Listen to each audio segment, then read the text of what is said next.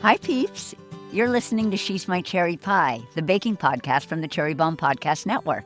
I'm your host, Jessie Sheehan. I'm a baker, recipe developer, and author of 4 baking books, including Salty, Cheesy, Herby, Crispy, Snackable Bakes.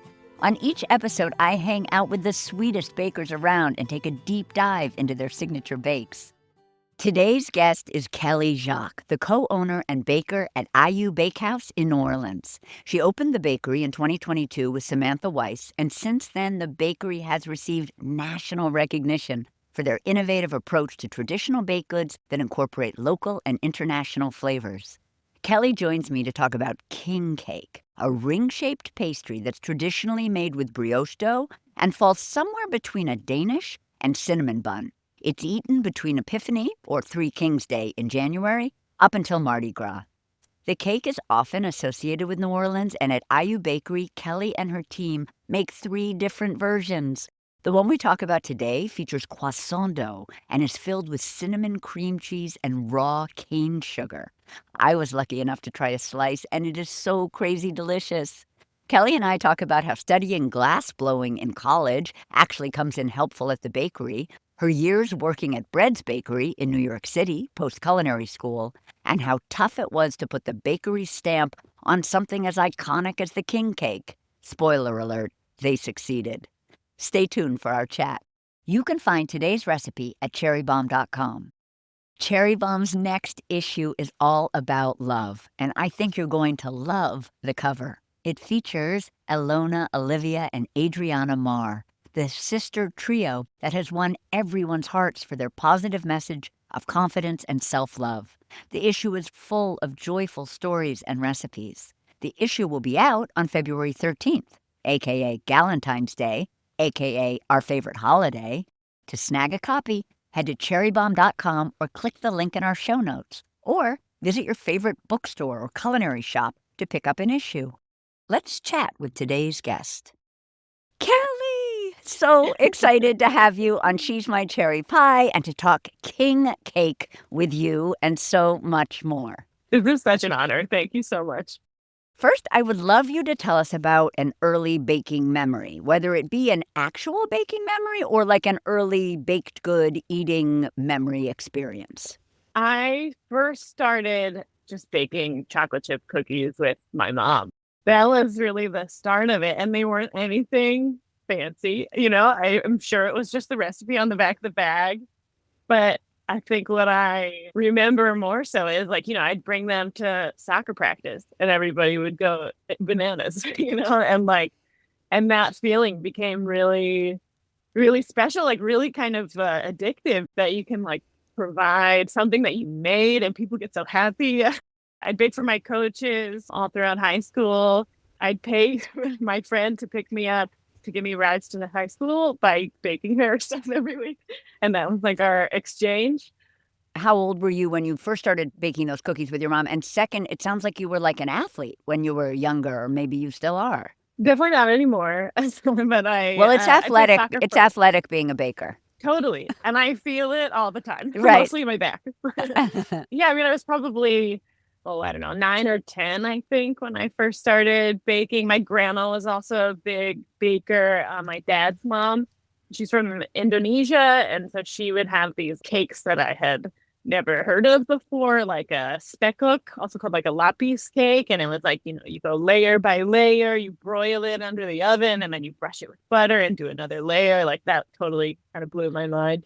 What are you broiling? You're literally broiling like a regular cake? It's almost like a pancake batter. I remember I still have her handwritten recipe. She passed away a couple of years ago.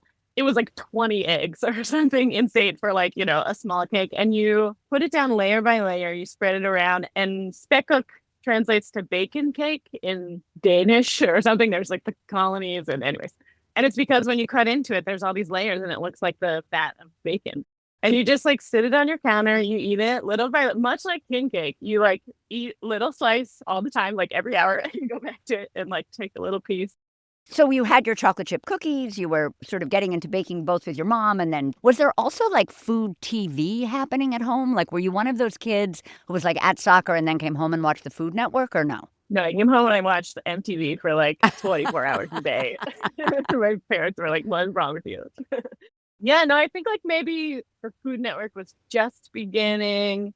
I definitely know my grandma would have it on. I mean, she lived in Michigan Yeah. and I grew up in Maryland, so I wasn't like at her house all the time, but I remember she would have it on as like background TV all the time. And that's probably the most I really got into it, you know? But I think as I was getting into the pastry world, the TV version of it was like just really starting, you know, outside of like your Emeralds and like all Yep. the early people. Yep. Yeah. What about like an influential baking book? Was there like a cookbook back in the day that was kind of meaningful or that sort of you think of as like something that introduced you to your journey in a way? I remember my mom or my dad got me just like a Williams Sonoma cookbook, or it was like a collection of cookbooks. Like I can't tell you the name exactly, but I would just kind of go through. It was actually those cinnamon like donut muffins or something from one of those. That was the high school ride currency. They were like gold. It was like printing money. I could just make these muffins and like people would be like, sure, yeah, what do you mean?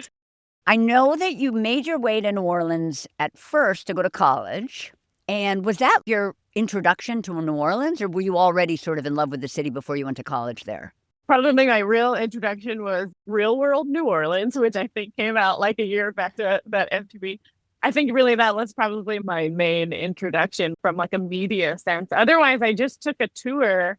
My mom had this fake rule that like I could go anywhere east of the Mississippi for college because she didn't want me to like, you know, trek out to California or something. And the Mississippi River just ends right around New Orleans. We're still on the east side. So I kind of checked that box and I came down for a tour. This was before Katrina. The person who was giving this tour just seemed so happy. She was like walking us through the quad and there's like Mardi Gras beads on all the trees. And like it was so sunny and beautiful. And, you know, the school's ethos at the time was kind of like a work hard, play hard mentality, which seemed really appealing to me. So yeah, it was like I was done. Once I saw it, I was like, all right, this is the place. You studied glass blowing at Tulane? I did. Look at me now. I went in for pre-med actually, and I was pretty dead set on it. My dad's a doctor, and he kept telling me, like, you're not going to like it. It's not really like a creative field, you know, it's a lot of appendicitis, you know, and occasionally it's something else. But I was like, no, I'm going to like it. And then I got to organic chemistry, and I was like, actually, I hate this.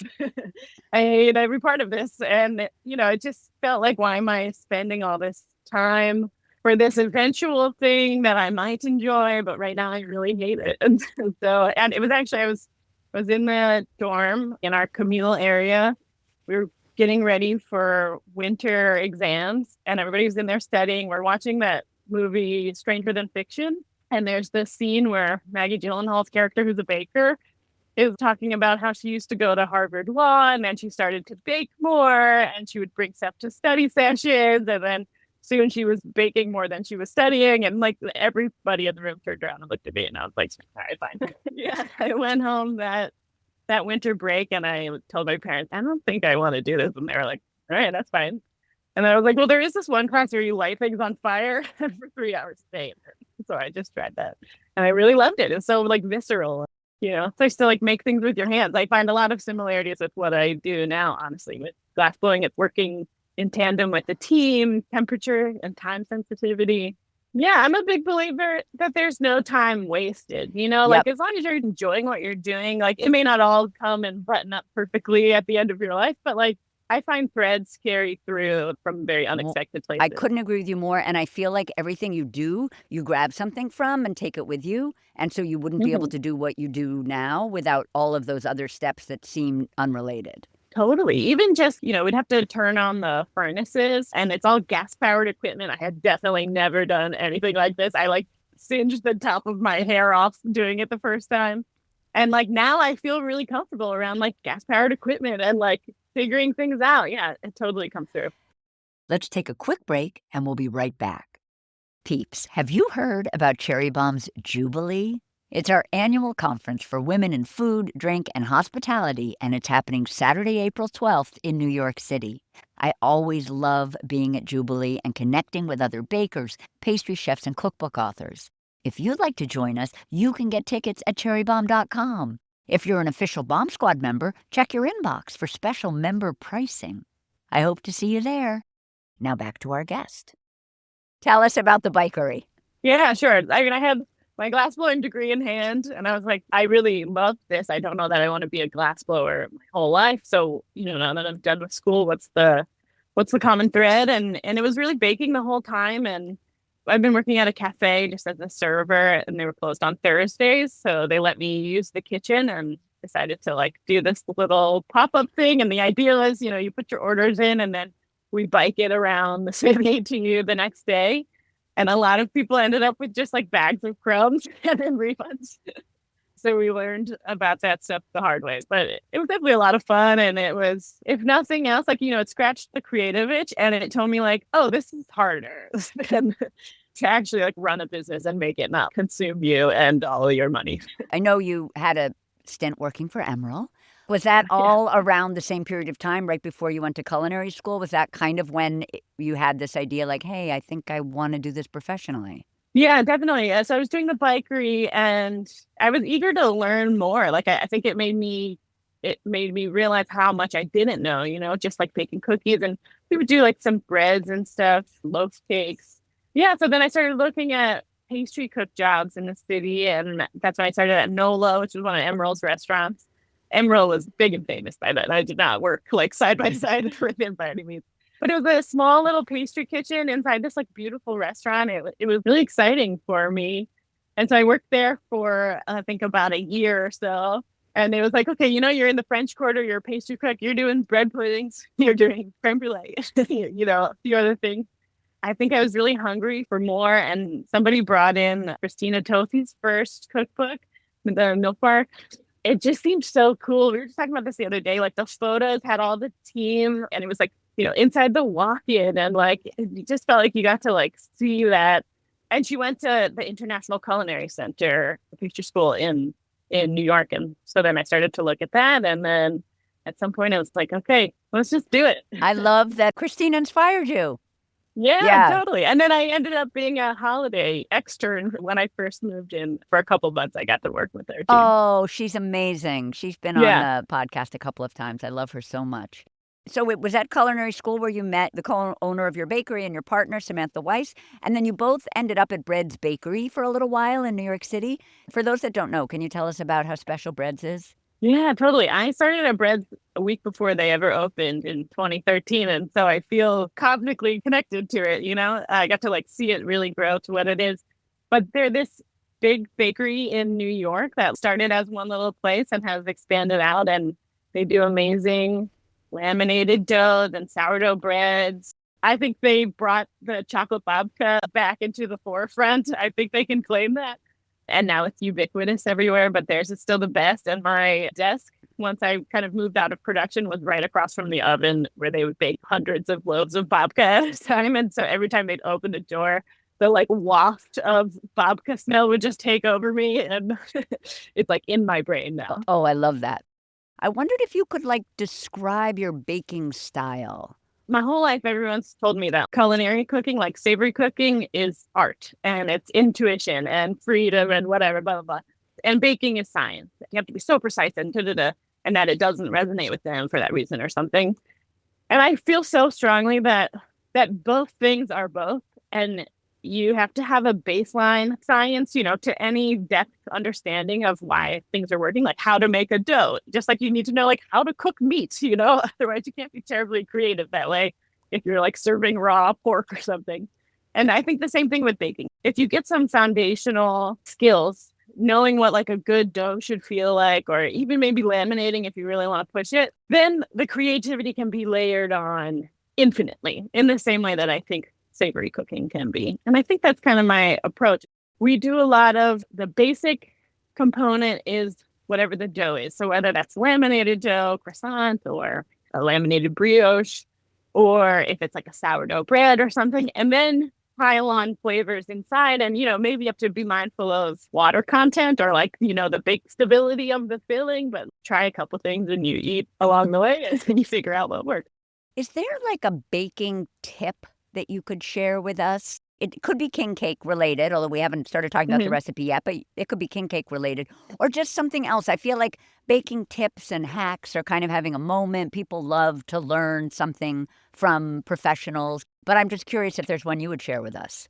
I mean, putting a thermometer in your oven is probably crucial because every oven I've ever had is like 100 degrees off when it tells me it's ready. That really, as step one, that and like scaling your ingredients. Anytime I teach a baking class, I'm like, listen, I know you could do this in cups and spoons, but like there are 14 steps to this bread recipe. Do you want to take one variable out of it? Let's just weigh everything with grams, especially if you think you're going to make it again and you really want to hone in on that. It's crucial.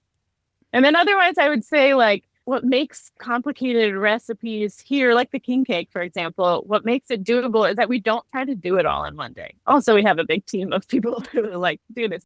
We're going to mix the dough one day. We're going to laminate it the next day. That can even sit in the freezer. If you're at home up to a week or two, you could probably stretch it even longer.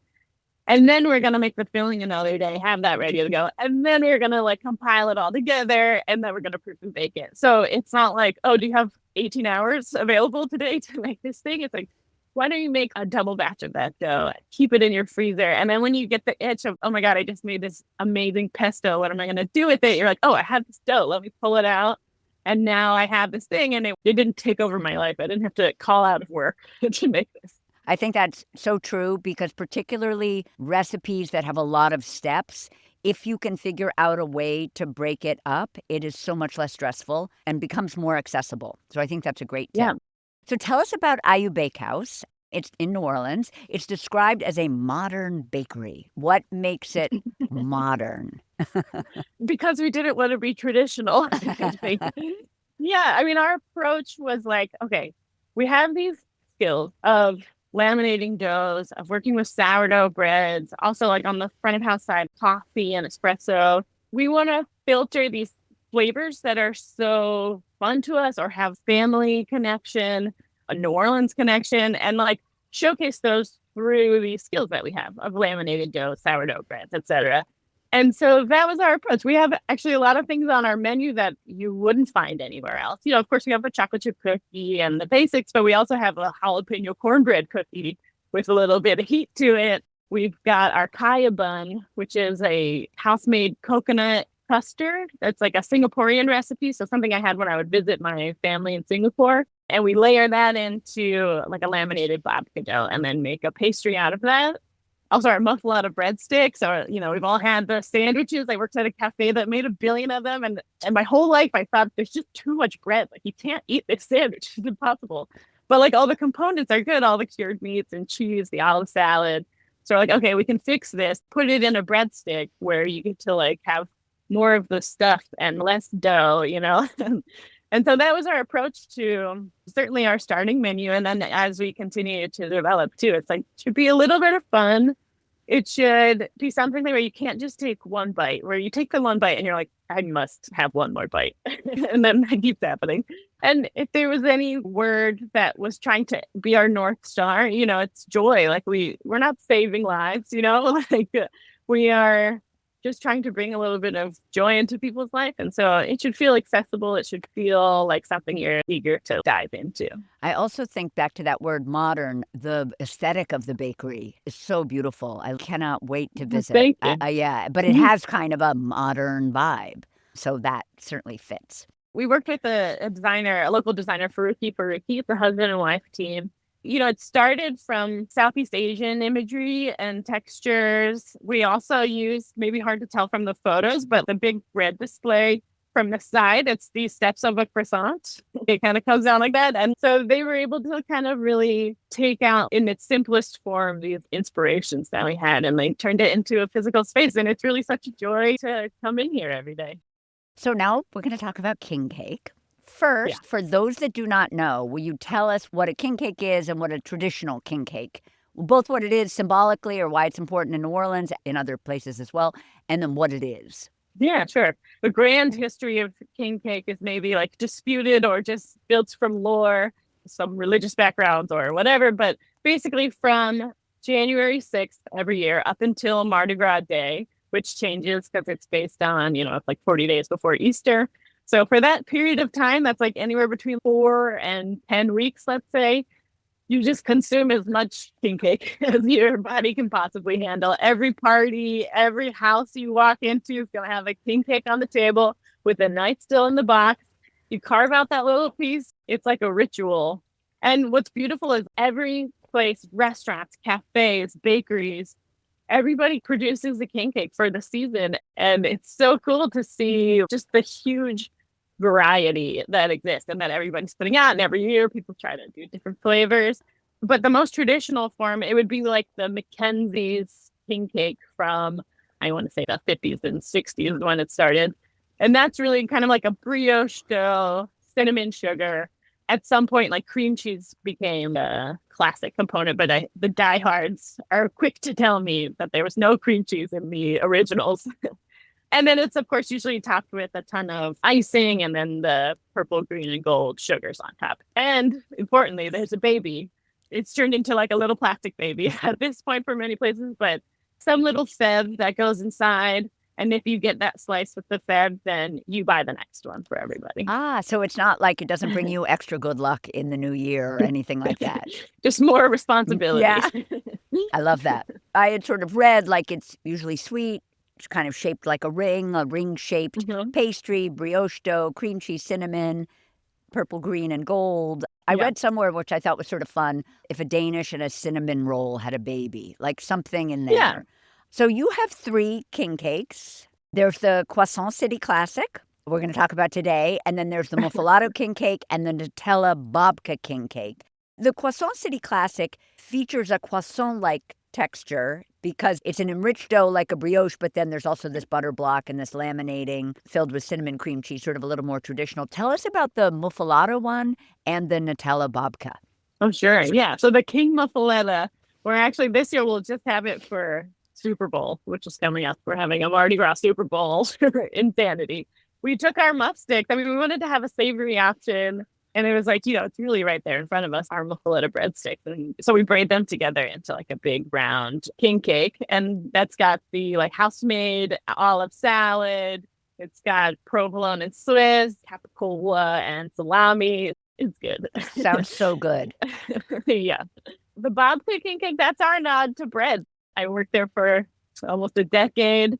Like I said, that babka smell is like hardwired into my brain. So I'm sure I just was compelled to make it. It's nice because it gives you a slightly different option down here. And it's not too sweet. I think that's something we really go for is so many king cakes can be so heavy with icing and everything. And we want everything to be like, oh, I want to take like just one more bite of that. Can I get just a little bit more? Like it's got to keep you coming back for more. And I think balancing the sweetness is really key to that. Yeah, you guys sent me the Croissant City Classic and the Nutella babka king cake. They were both so delicious.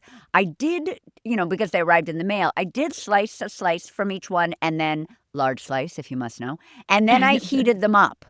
Do you ever eat them warm? I think that's a pro move. Because then, like, the chocolate's a little melty. Yes, it was so good. Oh, my God. Yeah. And you kind of, like, activate that butter and the lamination a little bit. Yeah. Totally. Oh, my God. I loved them both. That was actually, like, a big driver for us. When we first opened, I don't know if you're familiar with the Big Book of King Cake. Well, that was my next question about the big... No, you tell us. Tell us about it. Well, it came out maybe a couple months before we opened. And for me and Sam, kind of this moment of like, everything's been done and done well. Like, look, it's in a book. There's so much variety. Like, we're not going to come up with some flavor that's never been done or, maybe, but that doesn't feel special anymore because there's so many good things. And then it came back to like, but when's the last time you had a hot king cake, like out of the oven? Maybe never for me. And because it's huge production that these bakeries and cafes are doing. And if it needs to be iced, it's got to cool and whatever. And also it's going to sit on your counter for like a week as you carve your way through it.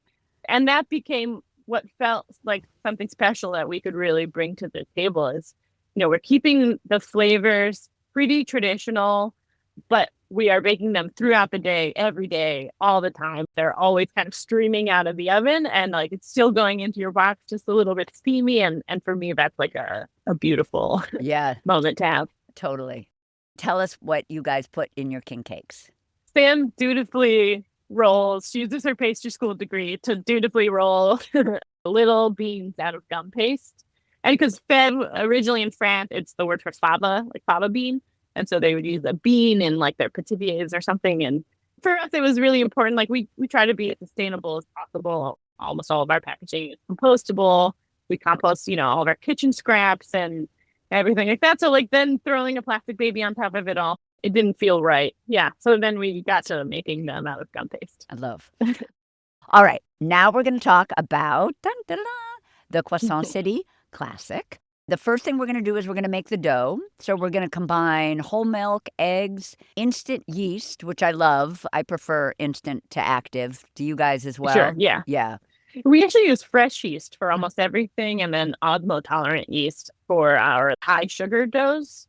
But I find them interchangeable, instant yeast or fresh yeast. It's just a muscle memory, I think. Great. Combine whole milk, eggs, instant yeast, all-purpose flour, granulated sugar, and then fine sea salt. Why not kosher? I feel like a lot of people use kosher salt. Yeah, there's like a big drama around the salt that we use. It was what we could get consistently, and we built all our recipes around it. It's fine, so it dissolves really easily. That was really essentially it. So we put all of those ingredients into the bowl of a stand mixer, and then with the dough hook, we're going to mix on medium speed until the ingredients come together, start to form a ball, about 3 to 5 minutes. Then we're going to turn the mixer up to medium-high speed and knead the dough, adding butter. Is the butter unsalted? Unsalted, yeah, room temp unsalted butter. Add the butter unsalted in 4 different increments, just allowing kind of like traditional making an enriched dough kind of situation, allowing the previous addition of the butter to incorporate before you add the next. And then you'll continue kneading until all of the butter is incorporated into the dough and is homogeneous. What are we looking for at this point in terms of feel and also visual? Yeah, visual is like you don't want to see any butter chunks that are still in there. Certainly by that point, all the other ingredients should be well mixed in, like the eggs and everything. It might have like a little greasy look to the outside, and you can always give it a scrape, and a little dusting of flour will take care of that. But otherwise, it should come together as like a pretty, kind of like a brioche dough, pretty basic ball. It might be like a little slack, but that's okay because you'll build in a lot of gluten with the lamination. Is it sticky at this point? It's a little sticky, yeah, especially, we're making this at huge scales with giant mixers, so it's maybe a little easier for us to handle, or we're just used to it. But it is quite sticky, yeah. Okay. It shouldn't be like a mess, but it's a little difficult. We're going to remove the dough from the bowl onto a floured surface, form it into a rectangle about 8 by 6 inches, and then wrap the dough well in plastic and refrigerate for like 2 hours or up to overnight. Then we're going to make our butter packet for laminating. So we're going to cube cold butter. I assume, again, it's unsalted. Yes. And mix that in a mixer with a paddle attachment until it's smooth, but still cold and firm. And we're going to scrape it out onto, we have a piece of parchment paper in front of us. We're going to scrape it out onto like half that piece of parchment paper, like the short end of the, we're not making like a long piece of butter. Where it's on, correct. Yes. So it's on the shorter end of the parchment paper, and we're going to press that down into like a rough rectangle. Are we using the paper? Are we folding the paper over to press it with our hands? Okay. Or a rolling pin. And then we're going to fold the top half of the parchment back over that flattened butter that we put into a rough rectangle. And now we're going to use a rolling pin to kind of evenly spread the butter into a 6 by 6 inch rectangle. So we have like 2 pieces of parchment covering our butter so it won't get greasy on our rolling pin. And is there a particular type or brand of rolling pin that you guys like to use? Not to humble brag, but my dad made us a rolling pin. I love a humble brag when it involves a dad. Yeah, he made us these cool French-style rolling pins. That's what we use mostly, like those tapered ones. Yep. Yeah. Rolling pin to evenly spread the butter into this 6 by 6 inch rectangle, and then we'll set it aside in a cool spot. But we're not putting it into the refrigerator at this point. We're not chilling it. Ideally, no, because you don't want it to get too cold. If it goes back to being like fridge hard, then you end up playing this kind of never-ending game of trying to get the butter and your dough back to the same texture. Especially if you're making this in the winter, pancake season, usually like a cool spot in your house is kind of perfect for it. Perfect. Now we're going to remove the dough from the fridge. We'll unwrap it onto a floured surface. We'll roll the dough out to about 7 by 12 inches rectangle. We'll take our butter packet from the parchment and place it in the center of the rectangle. Now, should I picture the butter is 6 by 6, so the butter is like a square, but we're placing it down on a rectangle. Exactly. Okay. Yeah. So you should have overhang on the left and the right side. And the right. So we're placing it in the center of the rectangle, and the long side of the rectangle is facing us. Yeah. Yeah. Okay, good. And then we are going to fold the two long edges of the rectangle of dough tightly over the butter so that the ends meet in the middle of the butter square, and we've completely enclosed the butter. I love this. With the heel of our hand, we're going to press down along the seam and then repeat along the rest of the dough to adhere the butter and dough together. Is the heel of the hand like a special Kelly trick? Or does I've never heard it described that way. I love it. You mean as the heel? No, just like the idea of the tool being this part of your hand. yeah. I feel like people are like, pinch it with your fingers, or they're like, use a Oh, rolling interesting. pin. Oh, no, my heels of my hands do all the work here. I love it. Yeah, with like shaping dough, everything. I also measure with my hands. So if you just kind of get your wingspan from your thumb to your pinky when you outstretch it, like I know that's about 8 inches. I can measure something so quick and you never have to go reach for a Honey, ruler. that should have been your baking tip. Use your hand as a measuring tape. But just so you guys know, since you can't see what Kelly's doing, you're sticking out your pinky and your thumb, and then you're folding over your 3 middle fingers and whatever, seeing what that measurement is. That is so smart. Yeah. I got to measure mine. I think my dad taught me that. Oh my God, the doctor and the woodworker is a genius. I know. Yeah. I'm going to measure my hand when this is over. So now we're going to roll the dough out to approximately 10 by 18 inches. It's got this butter inside of it with the seam parallel to the long edge. That confused me. Maybe I'll say, I mean, trying to like read out lamination. I know, it's really hard. But basically, the butter is in the center, so the seam is perpendicular to us at this point. It's an up and down seam, and we're rolling it out. We're not changing its position. We're just rolling it out into a 10 by 18 inch. Yeah, I think maybe the way to feel less intimidated by this is that the actual dimensions don't matter down to the point. So if you're like, oh, it was a little bit by a 7 or something, it's more the relationship of the size of your butter to the size of your dough. Yep. You want to ultimately, like if you did this lamination perfectly, you'd have these layers of dough, butter, dough, dough, butter, dough, dough, butter, dough. Yep. And you want the dough or the butter to reach all the way out to the edge of the dough. I get it. And so that's why you try to line it up, right? And then when you go to actually roll, you want to always work the gluten in the opposite way it was just worked. So we started with that rectangle with the long edge parallel to us. And then those edges got folded over to the butter.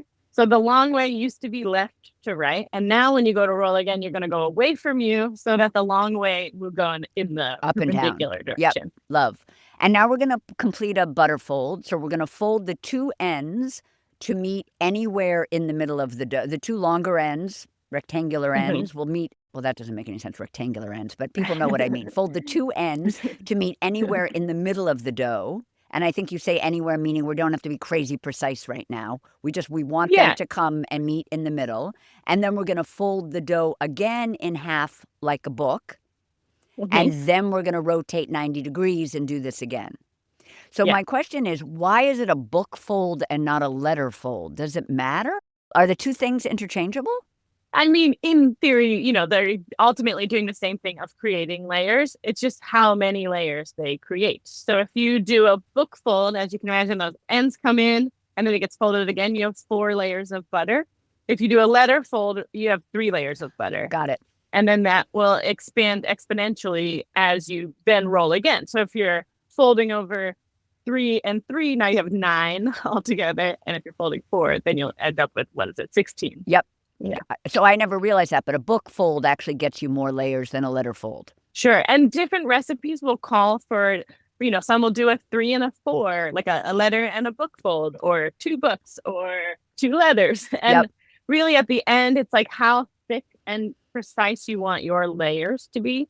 So if you want to have super defined layers that kind of flake off like a page of a book, then you'll do letter folds. Like you'll get less folds altogether. If you want those folds to kind of all blend in and you still get that flakiness, but you're not peeling off individual ones, which is what we're going for here, then you do more layers. So we're going to roll the dough again into 10 by 18 inches. As we just discussed, we'll roll the dough out in the opposite direction so our short side gets long this time. And then we'll do this, is it 3 total book folds? 2 total book folds. 2 total book folds. Okay. I wasn't sure if we were done at that point or there were 2 more. Then we're going to wrap the dough in plastic wrap, refrigerate it for 4 hours or up to overnight. And then we're going to make the filling. So we're going to combine some raw cane sugar, or you can use regular granulated. Yeah, but I would say the cane sugar to me is what makes this king cake what it is. Good to So know. this is actually, it's from Louisiana. Louisiana has a big cane sugar industry. And my neighbor actually, who's from out by the bayou, one day she came by my house in her van and she was like, I have a ton of raw Louisiana sugar back here. This is before the bakery opened. And she was like, my dad just pulled up and he gets these coolers filled with sugar before it goes to the refinery. Do you want some? And I was like, of course I want this. And then it was just sitting in my pantry. It was just like burning a hole in the shelf. Like there's something has to happen with this. It's so good. And then finally, when the bakery opened, we couldn't get it from anywhere. We would just drive out for 2 hours and go to the same place. And they would like fill up our bin. It's this golden color. It's coarse. It has like these caramel notes to it where it like doesn't taste quite as sweet as if you were just like, tasting granulated sugar. And it's the step before it goes to like the domino plant. Is it similar to like turbinado sugar? Yeah, I think sugar you could do in something the raw, like that. like that brand and that. Yeah. So that would be something you could probably use if you couldn't get cane sugar. So we're going to combine raw cane sugar and cinnamon in a bowl and set aside. And I assume we can like whisk them together or use your fingers. Yeah. And you put those hands to work. Hands are your best tool in the kitchen. And now I've even learned they can be a ruler. So I'm extremely happy. And then in a stand mixer fitted with the paddle attachment, we're going to beat some cream cheese. Is it room temp cream cheese? Yeah, that's easy. If it's room temp. Beat the room temp cream cheese. Is it granulated sugar at this point? That's granulated. Yep. Some sugar and some fine sea salt until smooth. Then we're going to scrape down the sides, add egg yolk and vanilla, mix until combined. Is there a brand of vanilla that you love? You know what I love? My neighbor brought us back some Mexican vanilla extract when she went on vacation. Like, that's what I love. The stuff that has a story to it or something. Otherwise, for the bakery, we get this very nice Valrhona vanilla extract that we can get from our vendor. And I think, whatever you can get, or you can make it yourself. That's like a favorite thing to do for like the holidays, like all your split beans and some bourbon or something. That would be amazing. So we're going to transfer this to a piping bag or Ziploc bag that you've snipped the corner, refrigerate it until needed. So this was my question. If you need it right now, can you just start, or do you want it to be chilled? Good. It may be like a little looser if it's at room temp as opposed to fridge temp. So yeah, probably like it'll take you a little time to roll out your laminated dough. So even if you're working with it immediately, probably throw it in the fridge just to make it a little easier. Okay. So we're going to unwrap our dough book onto a floured surface, roll it out another time to an 18 by 18 inch square. This time it's a square. And then we're going to lightly brush the surface of dough with water to make it slightly sticky. So first of all, is there a brand or a type of brush that you like? And we use a Teco. Those seem to hold up. Our brushes get abused. With like the hair as opposed with to like the boar. Yeah. Honestly, sometimes I just use my hands and I just like brush it all around. I think whatever you have is fine. Like, don't go out and buy special brush just for this because you're just trying to make the dough tacky. We're brushing on the water so that the cinnamon and sugar will stick to it. I saw you do this on TV. I thought that was such a cool trick. That seems like a little baker trick. Again, a tip. Like, you know what I mean? Yeah. I've never done that. Oh, yeah. Yeah, it's just like, the alternative would be like, you spread a pastry cream on it or something. But it's butter. Like, if you don't want to actually, or butter, but if you don't want to make it more rich, just a little water. And Love it. Like, Love it. I also was thinking of like a spritz bottle. You could spritz the dough. So then with a knife or a pizza cutter, we're going to divide the dough into 4 even strips. We're making 2 cakes with this recipe, so that would be 2. If you were just doing 1 cake, it would be 2 strips. And then you're going to pipe a finger-thick line of the cream cheese filling down the center of each strip, using up all the filling. Basically, what we're making is 2 or 4 long tubes filled with cream. So we're going to gently roll up the pastry dough around the filling to create these long filling-filled tubes. For whatever reason, I found that hard to understand until I saw you do it on some New Orleans TV station, but it makes perfect sense once I saw it. It really racked my brain trying to put all of this into words. Yeah, you did a really good job. Visual. Yeah, you did a really good job.